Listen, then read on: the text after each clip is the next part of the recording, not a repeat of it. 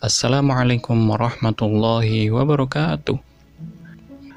Sahabat Kitab Kuning dimanapun Anda berada, hari ini kita akan membahas kitab Fathul Izar bab tata cara senggama. Oke, langsung saja, kita nggak usah lama-lama.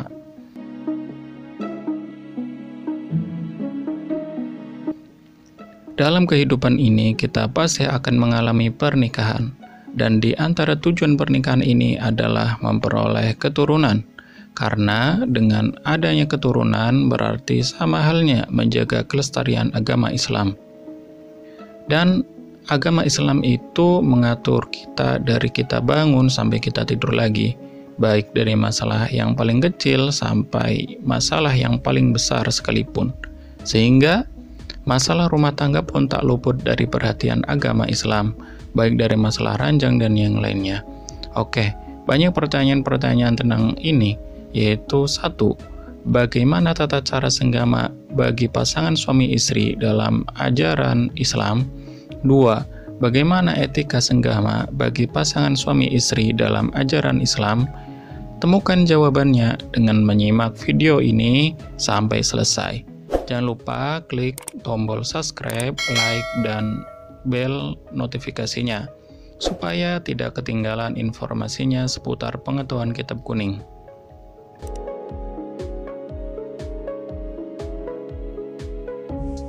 Satu. Bagaimana tata cara senggama bagi pasangan suami istri dalam ajaran Islam?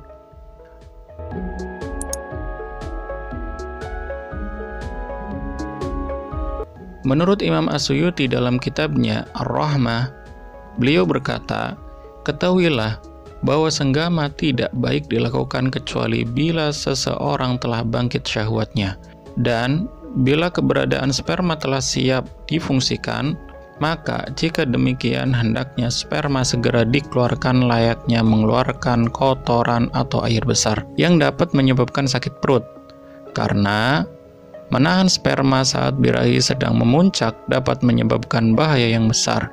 Adapun efek samping terlalu sering melakukan senggama ialah dapat mempercepat penuaan, melemahkan tenaga, dan menyebabkan tumbuhnya uban." Tata cara senggama dengan cara istri tidur, terlentang, dan suami berada di atasnya. Posisi ini merupakan cara yang paling baik dalam senggama. Selanjutnya, suami melakukan cumbuan ringan, berupa mendekap, mencium, dan lainnya. Hingga saat sang istri bangkit gairahnya, masukkan Mr. P dan menggesek-gesekkannya pada liang misfi. Ketika suami mengalami klimaks, janganlah terburu-buru mencabut Mr. P, melainkan menahannya beberapa saat disertai mendekap istri dengan mesra. Setelah kondisi tubuh suami sudah tenang, maka cabutlah Mr. P dari misfi istri dengan mendoyongkan tubuh ke samping kanan. Menurut para ulama, demikian itu upaya untuk memiliki anak laki-laki. Setelah bersenggama, hendaknya keduanya mengelap alatnya masing-masing dengan 2 helai kain, satu untuk suami dan yang satunya lagi untuk istrinya. Jangan sampai keduanya menggunakan satu kain karena hal itu dapat memicu pertengkaran. Bersenggama yang paling baik adalah senggama yang diiringi dengan sifat agresif, kerelaan hati, dan masih menyisakan syahwat. Sedangkan senggama yang jelek adalah senggama yang diiringi dengan badan gemetar, gelisah, anggota badan terasa mati, pingsan, dan istri merasa kecewa terhadap suami walaupun ia mencintainya. Demikian inilah keterangan yang sudah mencukupi terhadap tata cara senggama yang paling benar. 2. Bagaimana etika senggama bagi pasangan suami istri dalam ajaran agama Islam?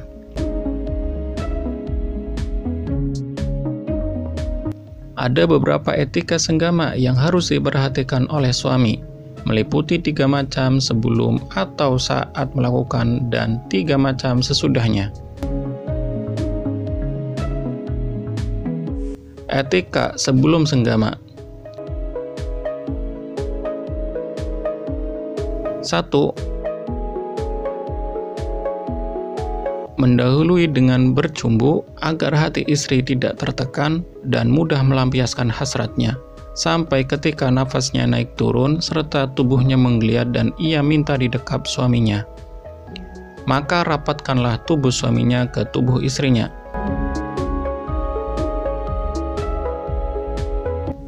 Dua,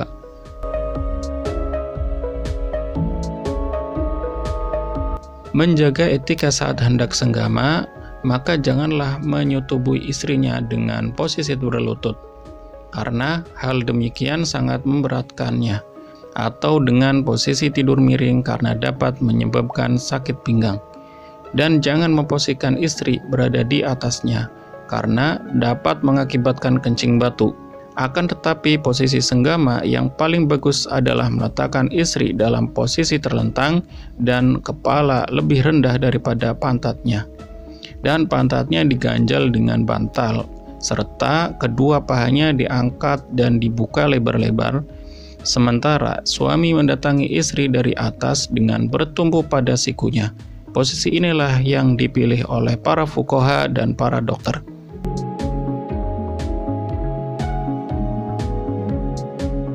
Tiga,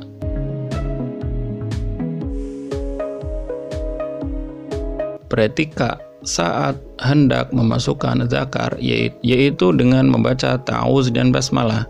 Di samping itu, gosok-gosokkanlah miserpe di misfi, meremas payudara dan hal lainnya yang dapat membangkitkan syahwat istri.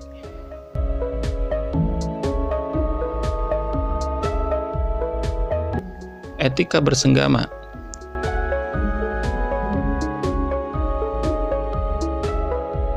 Senggama dilakukan secara pelan-pelan dan tidak tergesa-gesa. Menahan keluarnya mani saat birahi bangkit, menunggu sampai istri mengalami inzal. Yang demikian dapat menciptakan rasa cinta di hati. Tidak terburu-buru mencabut zakar ketika ia merasakan istri akan keluar mani, karena hal ini dapat melemahkan ketegangan zakar. Juga jangan melakukan azal, yaitu mengeluarkan mani di luar vagina, karena hal ini itu merugikan pihak istri. Etika setelah senggama.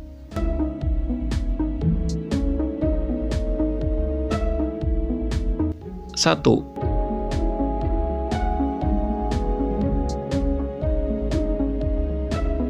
meminta istri tidak miring ke kanan agar anak yang dilahirkan kelak berjenis kelamin laki-laki.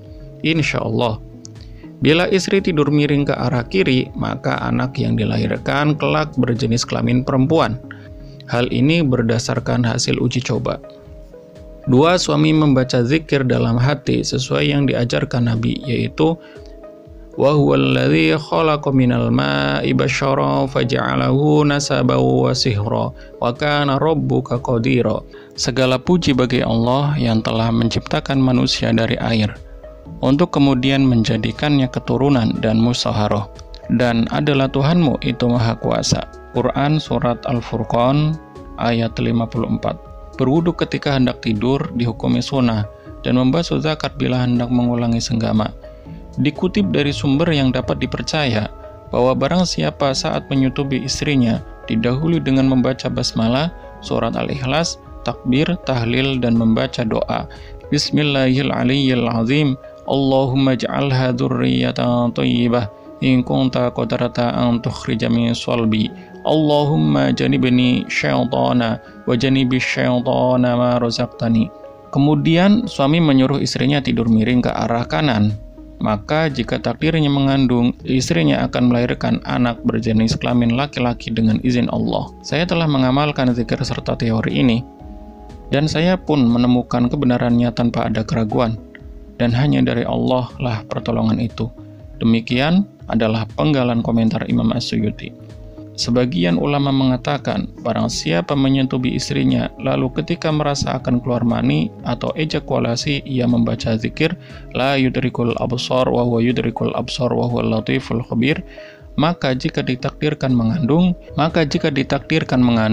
istrinya akan melahirkan anak yang mengungguli kedua orang tuanya dalam hal ilmu, sikap, dan amalnya, insyaallah. Penulis kitab Hasyiah Al-Bujurumi ala Al-Khatib, tepatnya dalam sebuah faidah, menyatakan, saya melihat tulisan Syekh Al-Azraqi yang diriwayatkan dari Rasulullah Di sana tertulis bahwa seseorang yang mengkehendaki istrinya melahirkan anak laki-laki, maka hendaknya ia meletakkan tangannya pada perut istrinya di awal kehamilannya, sembari membaca doa Bismillahirrahmanirrahim. Allahumma inni asammi ma fi batniha Muhammadan faj'alhu li dzakarun. Maka kelak anak yang dilahirkan akan berjenis kelamin laki-laki, insyaallah.